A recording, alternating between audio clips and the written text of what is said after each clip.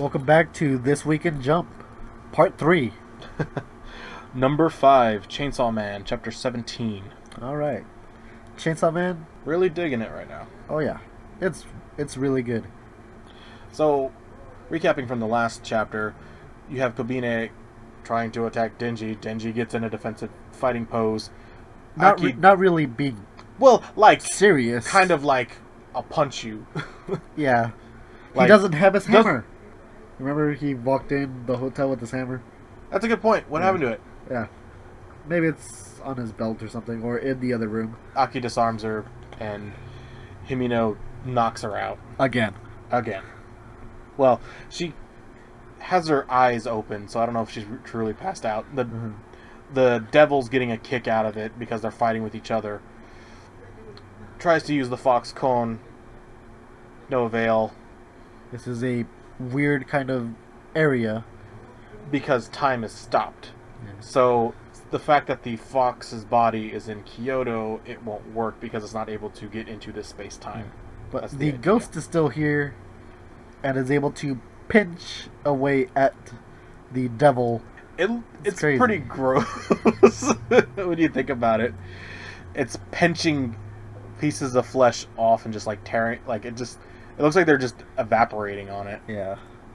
They're getting carved away. But that only Enrages enrages it. And this is its stomach. Not where the heart is. It's not the entire floor isn't its weak point. And it keeps basically pressuring them to make a contract. Like, Denji, whatever. It's probably lying. It's not gonna do anything. Like, no. Or it won't follow its contract. Yeah, it's just. It'll just kill you if it kills me. Yeah, like, Himino. So like, no, it will. When devils talk about contracts, they mean it. They have to, because if they don't, they will die. They lose literally their life. Most things won't do that. So, Abraya is on the side of kill Denji. Basically, everybody's pro kill Denji. Yeah. Powers pro kill Denji. But they were pro kill Denji I know. before they were even trapped here. Like, that really doesn't change anything.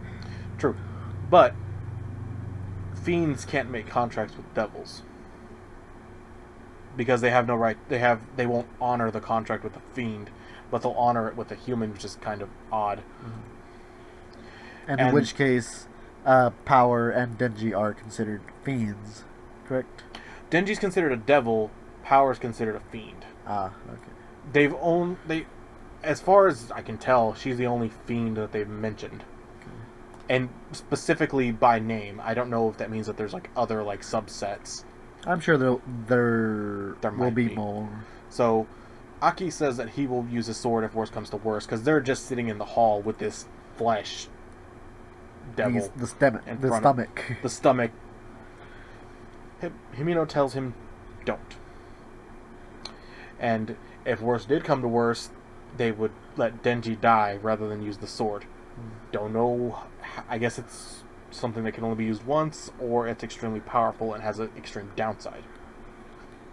At least that's how it appears. Yeah. So Power eats all the food Yeah. that they had left. Like, why would you do this? Why would you lie about that? It's an obvious lie. There's breadcrumbs around your face. You're still eating it. You're still chewing on it. So Kobine wakes up and is actually going to kill. she's becoming murder happy. She just thinks everybody is against her. Yeah. That says that you're a spy. This is how she dies. That she doesn't get to live out the rest of her life, even though to this point in her life she hasn't even had a chance to do that. No, like she's relatively young. So the devil's getting a kick out of this, and it starts growing. Where before we saw it stopped in the hallway. Mm-hmm. Like, okay, it's able to move. It's able to react to their emotions. Maybe. Fear. Yeah. It expands with fear. And of course, because Kobine keeps freaking out and spreading that to Arai. Yes. putting him in a state of fear, it just causes it to be more and more. And we now get a name for this devil. It is the Eternity Devil. And its weird little face symbol that you see on the page where it reveals that looks kind of like a warped infinity symbol with eyes and mouths. It's very creepy. And then the hotel starts to tilt. And now the hallway has a giant mouth in it. And now they have to somehow find a way out as they sit on a door for the hotel, because the hotel has, in that space, flipped horizontally. And it wants Denji's heart. And it keeps mentioning Denji as the Chainsaw Devil. I am curious as to how they know that. Who is spreading this information? And why? Yeah. Denji hasn't really had a lot his power long. Nope. And I'm pretty sure not that many people have seen him use it. No. He did it in the city, but in this other place, unless there was like somebody who was watching him fight the Bat Devil, how would they know that he is the Chainsaw Devil? How do they know his name Yes. that easily? Well, they could have heard it when they were walking around in the building, but the Chainsaw Devil part, I don't think that they've mentioned that he is a Chainsaw Devil. Yeah, and he definitely hasn't used it here. No. So it's interesting. It makes you question. Makes you wonder. Leaves it open for a narrative for the next chapter. Correct. So that's why I put it that high. I was like, how do they know that? Did you read the script? It was not on the ground there. Oh, no. So, next up, Dr. Stone, Chapter 100. 100. And a good opening page with the Perseus. Yes, the Perseus. The individual who went out and killed Medusa. The hero who killed Medusa. Yes. The creature who turned people to stone. Oh. And they're going to go for the Y-Man, who maybe was the one that turned everybody else to stone, so they're going to slay that person. Yes. Or find that person. Find I don't know that if they're person. going to actually kill them or not. They haven't really killed anybody. Yeah. Senku doesn't want to kill anyone. No. He wants them to atone for what they've done. He wants to use them, but he won't outright kill anyone. Very much on the life sentence versus death penalty person. Yes. So, he tells them that they're going to divide now into two basic teams, the Civilization team and the Exploration team. Yes. They call it the Globetrotting one. And we have Ryunosuke, the essentially leader figurehead, stating that he has made a list of people he wants on this boat to go with him and people that will stay back. Obviously, this is very honorable to be part of this new team, but he also states that you are allowed to decline. Yeah. You're allowed to stay on land. And that's probably for the best. You don't want to force anybody to be someplace they don't want to be, because they won't really help you. Yeah. Their motivation won't be there. Nope. So we have the usual suspects: Senku, Chrome, and Kasaki. Rizuriha, God, Ukyo, and Francois. All of them say yes. Yeah. The power team. Power team, because they need people to lift cargo, move stuff around, and maybe row this big boat. Well, they have sails, but yeah, I guess they have sails. They have engines now, but the engine needs to run on oil and a lot of other stuff, so they need some muscle. Genro's reaction at being called just bursting out in tears and saying that he isn't going to go. Oh yeah. Like, I don't want to. No, no, no. Like, that's fine. You don't have to. Like, we Okay. literally said if you don't want to go, you don't have to go. And they decide to bring their prisoners along with them. Yeah, I was like, oh, Kohaku, just bringing it up casually. Since we're losing a lot of our team, like, we need to be wary and mindful for when the prisoners want to try to escape. And Turns overthrow. around. Mm-hmm. Why are they on the ship? It was a funny little reveal there. But Senku's reasoning is that when the chips are down, you need all the cards that you can play. And they may need them to help them out. And I'm pretty sure they will have relevancy in the coming arc. Or, well, this is really like the conclusion of like the shipbuilding arc and going into the actual exploration arc. Because it's basically like a setup. Mm.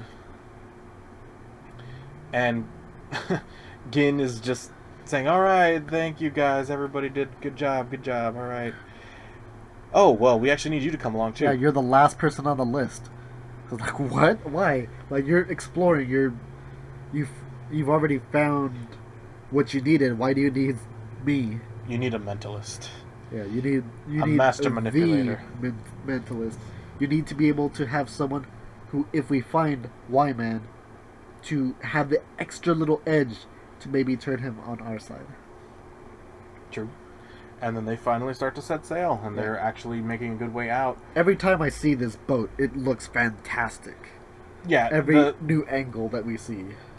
even just a plain angle from the back looks really, really good. And the water breaking from the wake of the boat going through it looks like it's supposed to. It actually looks like it has mass. And everybody waving goodbye to them. Ginro getting a mischievous smile. And Kinro looking rather dejected and kind of sad. Because he didn't think that Ginro was always this sort of person, basically thinking that you're not a coward, are you? Ginro jumps into the ocean, starts swimming after him. Saying he wants to go along with them. He's yelling while he's swimming, like he really wants to go with them, so that other people can hear and listen. But it's just a ploy. He wants to pretend he's swimming out. And he doesn't make it. and he's not going to make it, but he's going to be seen as, I really wanted to, but they were already too far away. And then get the ladies. For showing his kind of bravery and commitment. But Senku, being a 4D chess player, tells Ukyo to check the radar, or the sonar, and sees that there's somebody coming from behind. And Taiju, being the power beast that he is able to swim away from the ship, get him, and make it back to the ship. Yeah, and I don't think they had to slow down at all. No, I don't think so. And they're all like, we believed in you, Ginro. We knew you'd come. And he's mortified. And they're dancing around him. Like, oh yeah, science is awesome, but it's also a pain in the butt. Senku reveals the first stop on their grand line. Yeah, it's Treasure Island, where the space capsule was. The space capsule. Where the 100 Tales begin. So it could either be a flashback to how he knows where that is, or maybe things directly after they landed, or it could just have them going to the island. I don't know what type of thing is going to be coming directly next. I think they will have the foundation for some technology there that they don't have access to right now. Once they have that, they'll be able to progress through. Well, they don't have access to microchips right now. Yeah. So if any of the ship's electronics are still good, they could definitely reverse engineer it. Next on the list is number 3, Demon Slayer Kimetsu no Yaiba, chapter 153. So the first episode of the anime is out now. Yeah, episode 2 comes out this Saturday. Yeah. When this will probably be... No, this will probably be posted on Sunday. But we're recording this on Friday. So, it comes out tomorrow for actual us. Mhm. So, what did you think of it, considering that you've been reading the manga, like the most recent chapters, but you don't have any context for the old stuff? Okay, so I knew later on it gets pretty bloody. It gets very much like a battle manga. How it really started off did not feel that way at all to me. I thought there was going to be a lot more build up, and then I see the massacre and the blood and everything. Oh yeah, It throws you right in. it still shook me. Oh, you didn't think they'd to, like, kill off like the infant and like everything else? I didn't think they would go that far that quickly, but apparently they did, and it looks great. Yeah, the animation's really good. Also, I was like, oh, I know that guy. His name is Gin? Gyu. Gyu? Gyu Senpai. And he's in this chapter. Yes, and you wanted to bring up, Yes. So last week, since we get everything from the Shonen Jump app, as well as the website for for Viz Media. Media, there are certain things that will fall through the cracks and not be translated, or they don't consider it as like mainline entry. So, There was speaking of which, last week for the Japanese Weekly Jump, there was a special chapter that hasn't been translated that is focusing on Gyu's past. From what I can gather, it's from before he met up with Tanjiro. Can't confirm that because I cannot read Japanese, but I did pick it up and I did notice that there was this missing, like, it's almost 40 pages. Like, it's just... Somebody needs to translate that. The size of a one-shot. The size of a one-shot. Somebody needs to translate that, or Viz Media, please translate that. So I'm pretty sure it's going to be like at the end of like a volume that they're going to release, and I'll just have to get the volume to read it, which is fine. But it would be nice if they included the one-shots that are tied into the main series as part of the like translation work. Even if you, I guess, have to get like separate translators to do it, please. The artwork looks so good. I want to know what it's saying. And that goes along with parts of other things that we are missing, like David Kuhn, as well as I'm From Japan. There's several other series that are in there. Hinamaru no Sumo. Yeah. So there's a couple of parts that we're just missing out on. Well, to be honest, like we were saying in the video we did 4 weeks ago, Yuna technically is under a different licensing company, so Viz can't even technically put it up. Yeah. Which is unfortunate. But back to our main topic of 153 for Demon Slayer. Talked so much about different things for just that series, but there was a lot of things that came out for it this past week, so just want to get everything on the table. Resuming with the head cutting off of Akaza by Tanjiro, he basically saw him as a plant. He actually denotes that even babies have fighting spirit, even if it's just slight. And they have the nice scene of a plant and Akaza. And he tries to stop his head from being cut off by slamming his hands on his head to reattach it. Gyu throws his busted sword through his head and forces it, I guess with the force, to fall off. And he can't catch it in time, and it just starts to deteriorate, and his torso is just left there. Tanjiro is already extremely exhausted from exerting his body in a way that it's not used to, because he's never gone to the transparent world up to this point. But the headless Akaza engages his zone ability again and starts fighting without a head. Yeah. You told me in the last chapter, once their heads get cut off, unless they do it themselves, are just done for. Correct. You lied to me. This is new. This is why even Gyu himself is like, his body hasn't fallen. How can this be? Because this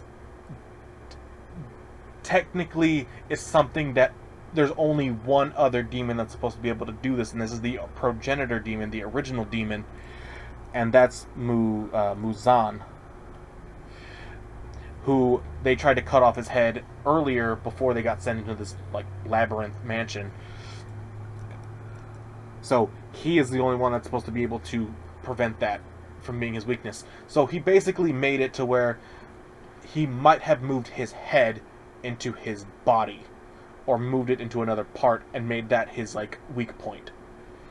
It's kind of akin to the Elder Togoro from Yu Yu Hakusho, who was able to move his heart from different parts of his body, and so whenever Kuwabara sliced him in half, he didn't die, and he just made it a paper cut on his finger.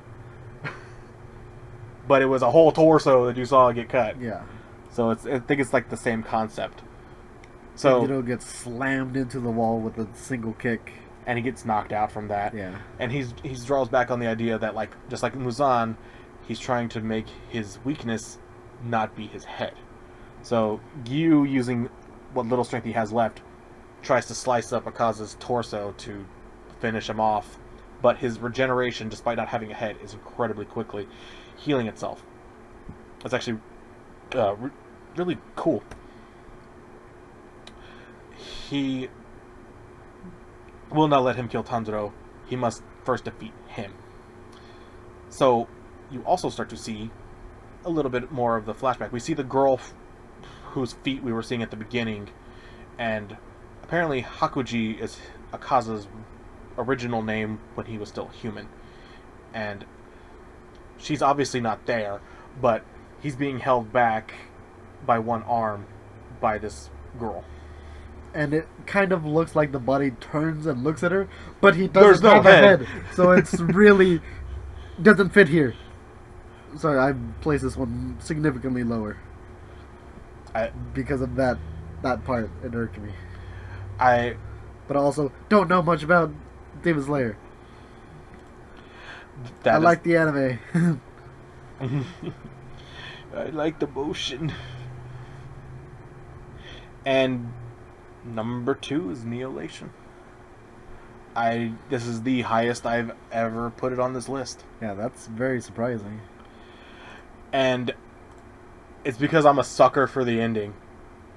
I'm just like a hardcore sucker for the ending. So, without starting there, let's start at the beginning. So after Arata has released information of a medical facility to the world, like, oh, people are talking about this, people are working on this, great. Well, this is supposed to be set like they're teenagers at this point, so some time has passed. Yeah. But I guess he's been doing the same thing probably, and he noticed that there was news of a new drug, so he calls up Tobari and lets her know he's going to tell her the news, but she was going to the hospital. He was going to meet her at the bus stop. Bus jacking. Yeah, the bus drives past. Mm-hmm.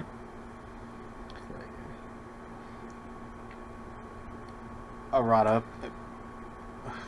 is immediately able to check and see what's going on and why the police was going after the bus. Because there was a bus checker. Although, I don't know why it stopped. I guess the bus... I don't know how the police knew immediately that it was a bus jacking. Because it kind of happens abruptly. To where it was gonna stop in front of Arata, and then it just goes. It's just a minor thing.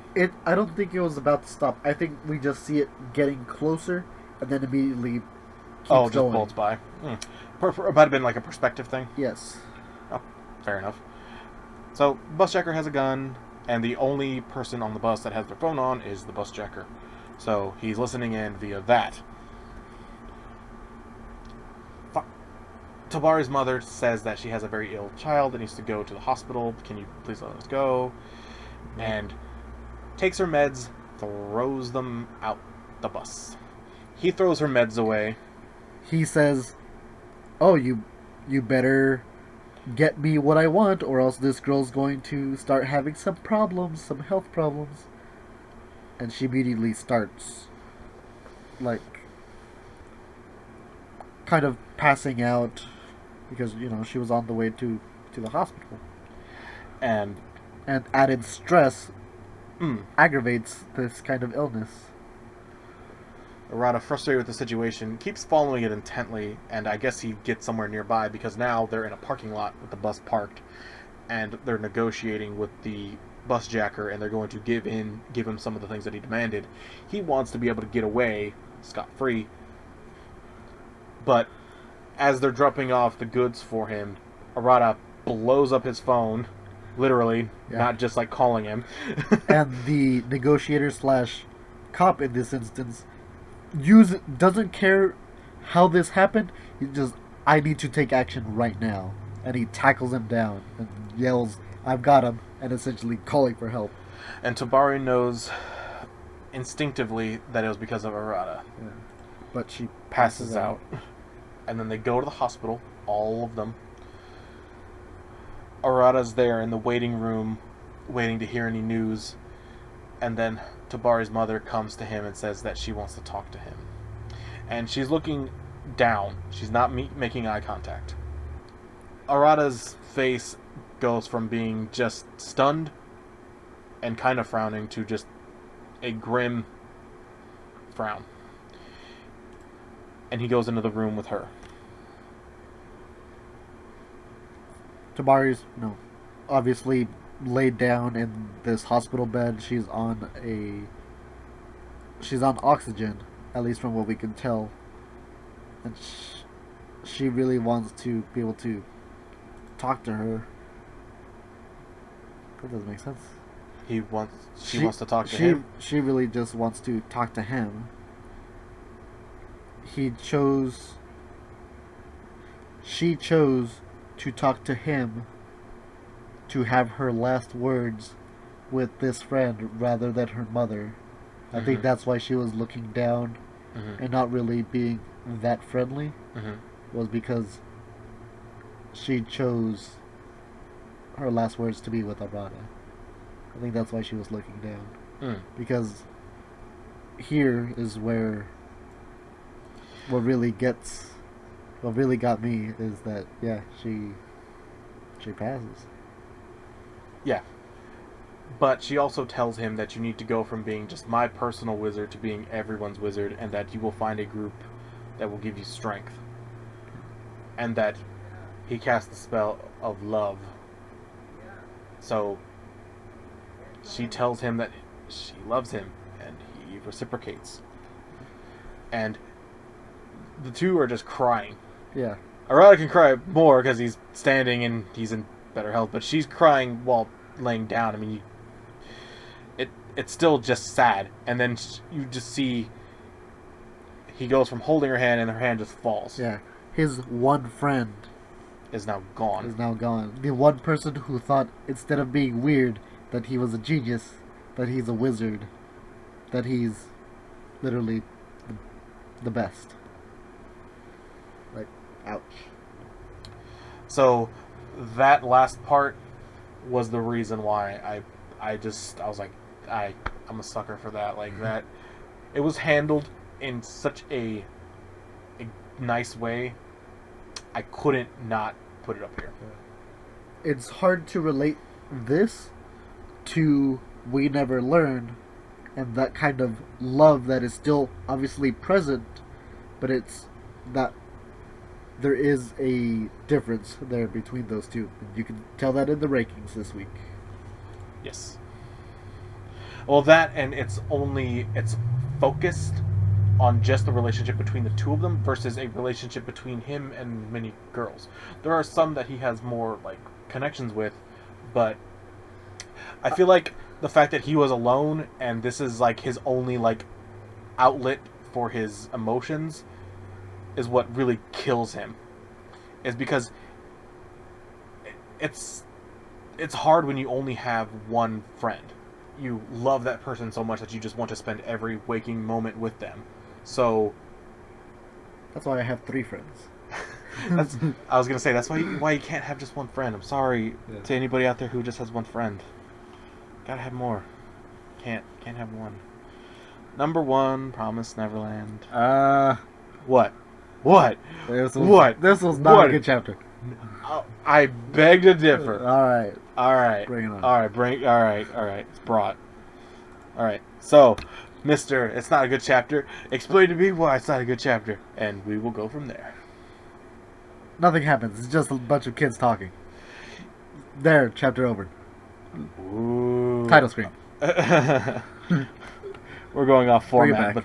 but that's fine. That's fine. So Emma just basically tells everybody that she's going to go to the Seven Walls, and that's pretty much it. That's why I can see why and she's bringing Ray along. correct. Now, the image of just how far things will go if they choose to degenerate the demons, if they take away that ability. The image they show is, it looks like a war zone. Yeah, but it's literally just And the these demons creatures. are feeding on the children. Yeah, maybe their own children. Yeah. And I was just like, huh. I was like, oh man. That is rough. Guess what? The demons have been feeding on children. It's just they've been human. That's the only difference here.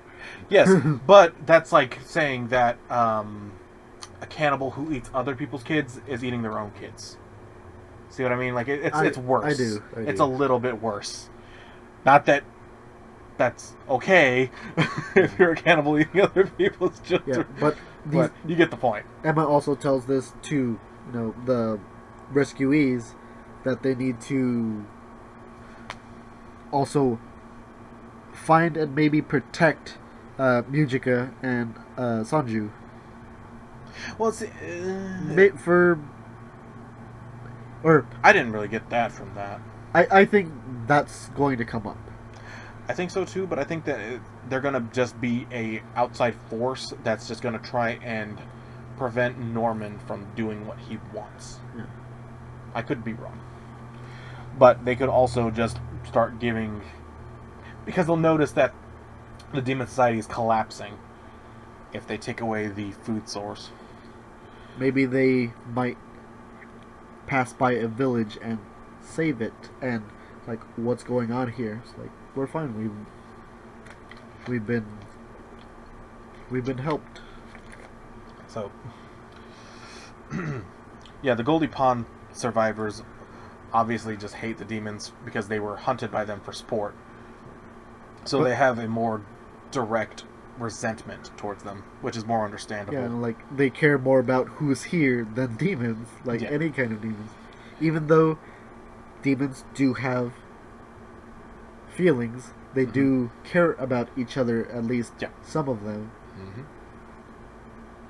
Or else, the siblings. even the Baron, he even had a pet demon. Like, he cared about it.